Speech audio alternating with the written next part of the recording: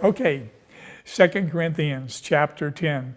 This entire chapter is Paul defending his ministry yet again.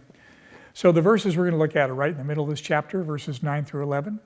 And they are going to focus on Paul's meekness in person, but his boldness in his writing.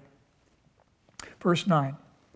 I do not want to appear to be frightening you with my letters, for they say his letters are weighty and strong, but his bodily presence is weak, and his speech of no account. Let such a person understand that what we say by letter when absent, we do when present. Now his opponents have reached a low here. They're attacking his personal appearance. We see this today when someone hears something or reads something that they don't like, but they can't refute it, perhaps the truth. What do? Character assassination. They will attack the person's appearance, the way they dress, the way they speak, the way they look, the way they walk, the way they talk, but they can't refute the message.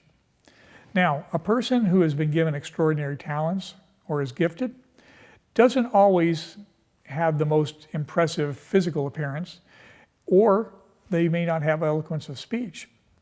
However, the more talented a person is, the more distinguished they are, the more likely they're going to arouse a spirit of hatred among their contemporaries.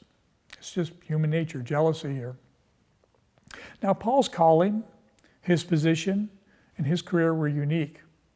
And as such, he was under extraordinary scrutiny. But it may have been God's plan for that Paul should be thoroughly known all the way around, from both friend and foe, so that all could be known about Paul. Now,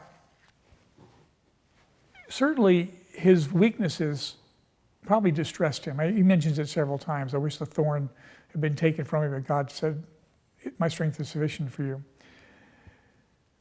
But his contemporaries, their criticism of him, that actually caused him to rejoice. And why was that? Because he could still serve God and please him. That was enough for Paul. So one thing we know is Paul's letters, there was no disputing them. They were masterpieces. They have been effective, and that since when they were first read all the way down through the ages today. And that effectiveness has not been diminished, both in their practical application and the results of his teaching. So I think the best way we can close today's devotion is to give thanks to God for calling and equipping Paul and others in our lives who have shown us and helped us to understand the great, great love that God has for his creation, mankind. Thank you for watching.